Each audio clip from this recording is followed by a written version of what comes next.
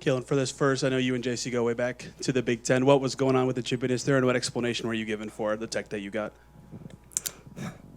I'll take the official questions.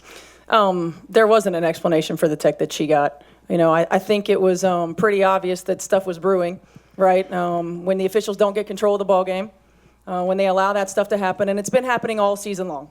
All season long. It's not just this game. It's been happening all season long.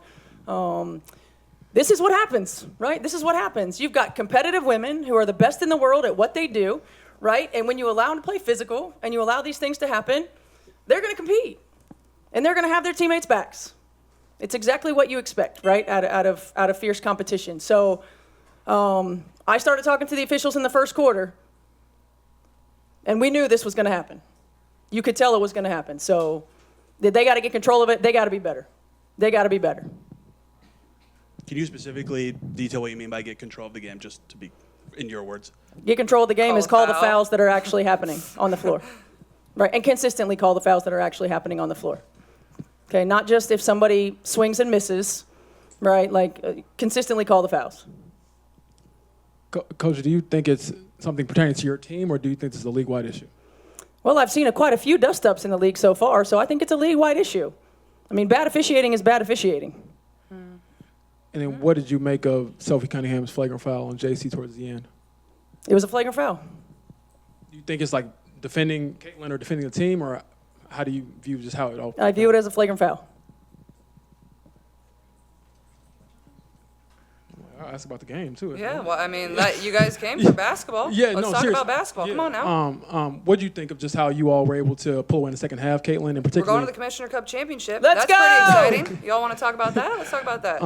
What do you think, again, in the second half allowed you all to create some distance there, and what can you build on going into that cup final? I thought we were physical on defense. I think that's where we lacked in the first half. I think the first half we had moments where we're up 10, we're up 8, we're up 12, and we continue to just let them back in the game. And I think, prior to maybe the second half where we finally got our foot on the gas, that's kind of where we have struggled all season long is we continue to get these leads, these 8-point leads, these 6-point leads, these 10-point leads, and we just let teams back in the game and with bad shots, turnovers, whatever it is. So I think it's just, we kind of got over the hump there, and then we're able to grow our lead in the fourth quarter. They even cut it to 10 in the fourth quarter, and I thought we really responded well, and we're able to open it up for a pretty comfortable win.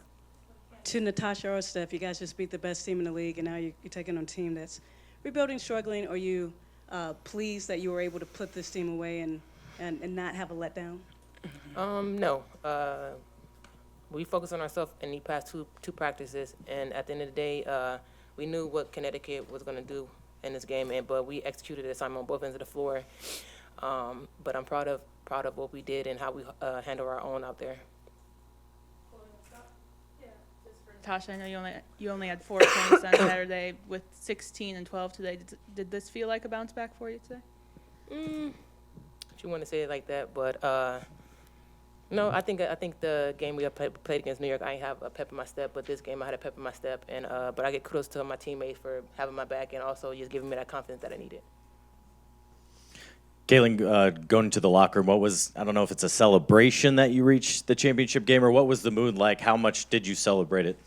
Yeah, I mean, obviously we're excited. That's a big deal, and obviously New York helped us out a little bit to get there, and it's a hard thing to do, and why wouldn't we celebrate that? We're getting to play for a pool of money, like that's pretty fun, and you're competing to win a trophy, like it's an extra game for us to get better as well. So obviously we celebrated it, and we're proud of that, and I think our focus though turns now to this West Coast swing in 3 games, and how are we going to continue to stack getting better and better and better? We've put 2 good games together, but we can't take a step back. So I think it's going to be continuing to find a way to get better on our West Coast trip as well. Steph, going back to kind of how we started the presser, is there anything that you guys as an organization are doing? I mean, you're speaking out in this point, but anything more that you are doing or you hope to do to engage in the league and addressing these issues with the officiating that you've been very vocal with?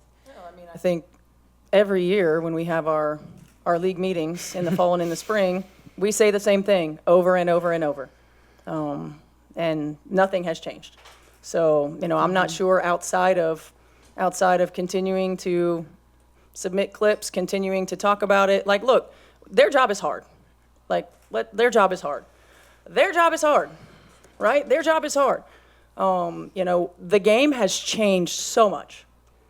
Players are faster, they're better, they're bigger, they're stronger. They're as good as they've ever been. They're as athletic as they've ever been. The game is fast now. Things are happening quickly. Everybody's getting better, except the officials. So we got to find a way to remedy it. I mean, you've heard every coach talk about it, so I don't know what the answer is.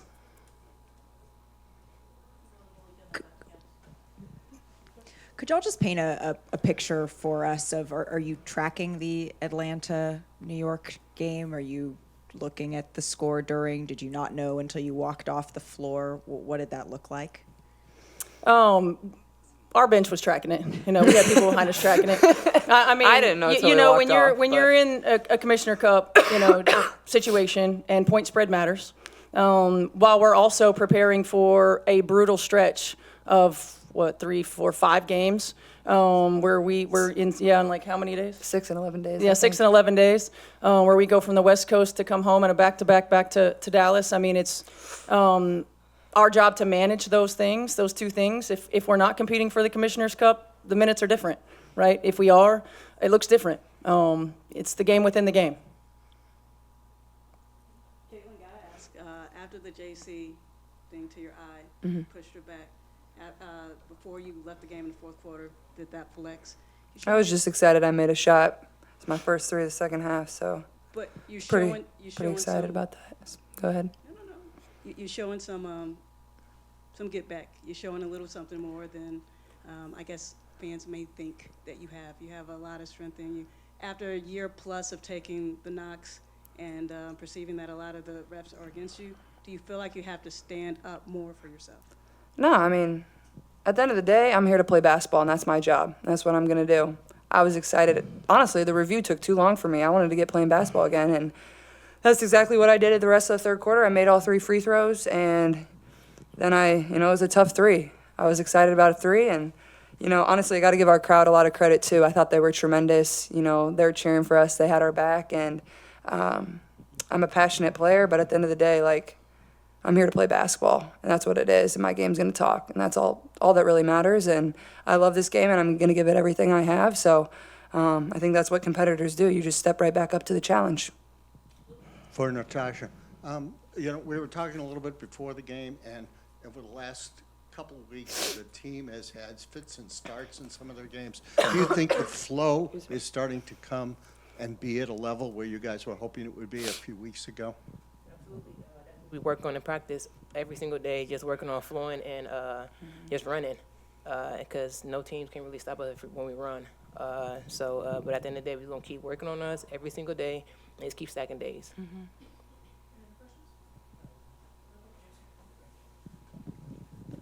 Caitlin, when you all called timeout, I think you got subbed out. You were hyping up the crowd, and then Coach Christmas comes over to grab you. What are those moments like when you get lost a little bit, and how much do you appreciate someone telling you, all right, maybe you should kind of join your team and things like that? Honestly, some of those moments are what make me the most tired, so I appreciate Coach Rima coming and getting me. Unfortunately, Steph was going to sub me out anyway, so I could catch my breath on the bench, but everybody knows that's how I play. I want the crowd behind me. They love when I get into it with them, too. They're here for a show, and, that's what I try to give them every single night. That's what we try to give them every single night, and that's what makes it fun. And people spend a lot of money and time to come to these games, and, this is a Tuesday night game. I think it's Tuesday. And this place is basically full, and there's so many young girls and young boys and adults and older men that, this might be their first WNBA game ever, and, you want to perform for them. So, that's one of my favorite parts of, getting to go out there and compete every single night is, kind of getting to interact with the fans and, be an entertainer in a way.